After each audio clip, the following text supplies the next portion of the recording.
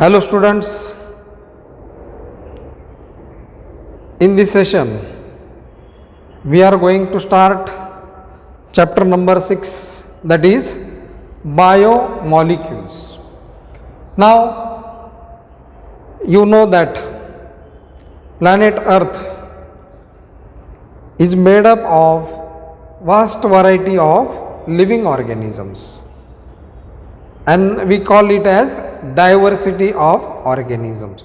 So all the organisms are special in their characteristics, and these organisms differ from other organisms.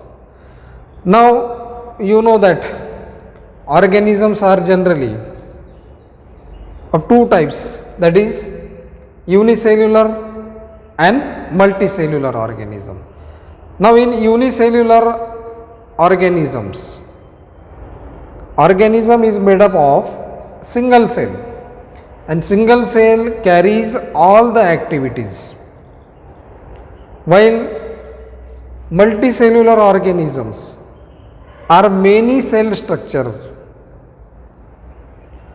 Now unicellular organisms like amoeba, then yeast, paramecium, only one cell performs all the activities, while in multicellular organisms, now you know that multicellular organisms like higher plants, then animals, they are all multicellular. In multicellular organisms, a group of cell performs a particular function, and for example in animals there are different tissues. These tissues come together to form organs, then organs come together to form organ system. So systems are present to carry particular function. So multicellular organisms are more efficient than unicellular organisms. Now cell, you know that all organisms consist of cell, and similar types of cell form a tissue. So cell is the basic structural and functional unit of life. Then inside the cell protoplasm is present. Inside the cell protoplasm is present, and this protoplasm contains different chemical molecules, and these chemical molecules are called as biomolecules. So in this chapter we are going to study regarding biomolecules. Now one of the branch or field in biology called as biochemistry. Now in biochemistry there is study of the chemistry of living organisms. That means living organisms consist of different chemical substances. Now chemical analysis of living organisms indicates or shows the presence of different chemical substances like hydrogen, then nitrogen, then sulfur, calcium, phosphorus, magnesium, and so on. So these are the different chemical substances found in living organisms.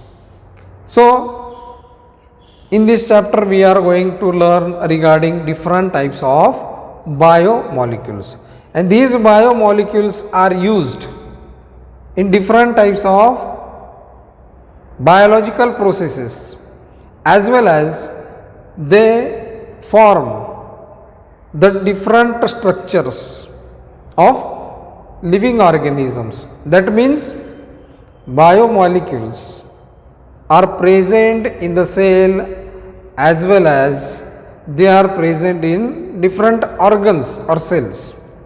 So we are going to learn regarding these biomolecules.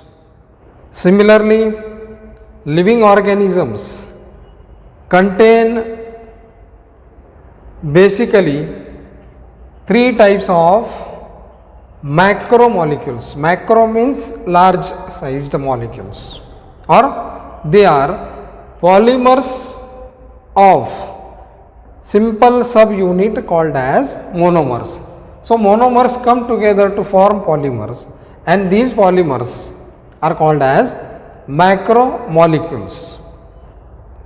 Then the three types of macromolecules found in living organisms are, the first one is that is polysaccharide. Now polysaccharide means these are the carbohydrates or types, it is one of the type of carbohydrates. Now polysaccharide contain polymers of monosaccharide, that means these monosaccharides are simple sugar units, and these simple sugar units come together to form a large structure called as polysaccharide. Then you know that proteins are also called as polypeptides. Now you know that proteins are essential for all living organisms, and from proteins we get energy. So these proteins or polypeptides are the polymers of amino acid. Now you know that proteins are made up of amino acid molecules. These amino acid molecules come together and they are linked with each other with the help of a bond called as peptide linkage. So these amino acid come together to form proteins, or it is called as polypeptide. Then living organisms also show presence of polynucleotides. Now these polynucleotides are also called as nucleic acid. Now you know that in the cell of living organisms, nucleus is present, and inside this nucleus these nucleic acids are present. As they are present inside the nucleus, they are called as nucleic acids. Now nucleic acids are of two types or two main types, that is DNA means deoxyribonucleic acid, and RNA ribose or ribonucleic acid. So DNA and RNA are the two types of nucleic acids found in living organisms. Now you know that DNA acts as genetic material in most of the organism. That means it is transferred from one generation to another generation, and due to this DNA the organisms develop particular characters, while RNA is the genetic material in only some types of viruses.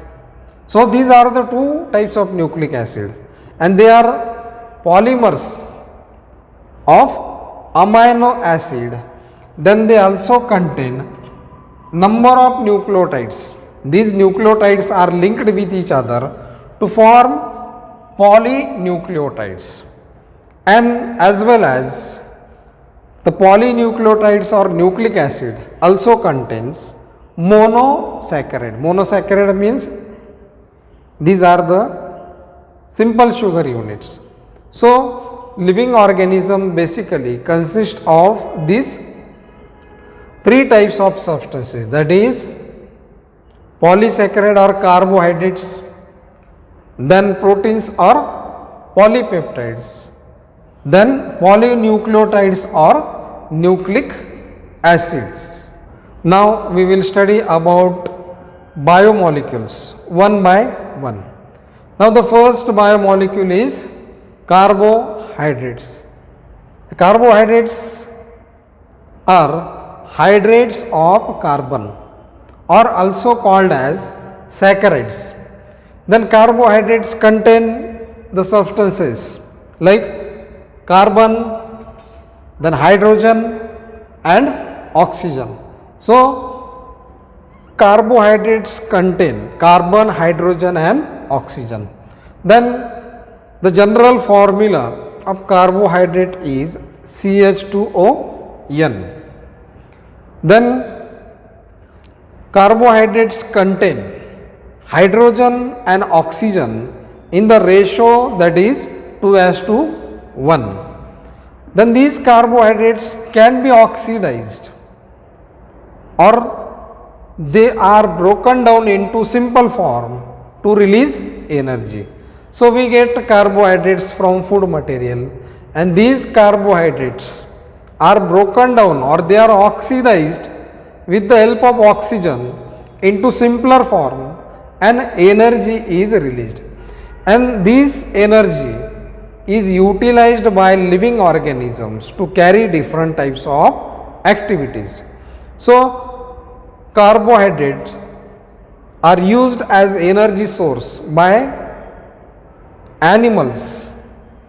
Then classification of carbohydrates, or carbohydrate is further classified into three types, that is monosaccharide, disaccharides and polysaccharides. Now monosaccharides are the simple sugars consisting of one sugar unit, hence they are called as monosaccharides. An example of it is glucose. Then second one is disaccharides. Now disaccharide means it contains two sugar units, hence they are called as disaccharides. An example is lactose. Then the third type of carbohydrate is polysaccharide. Now polysaccharide means they contain, or the carbohydrates contain more than two sugar units, hence they are called as polysaccharides. An example of it is starch and cellulose. So we are going to study in detail regarding the three types of carbohydrates in the next topic.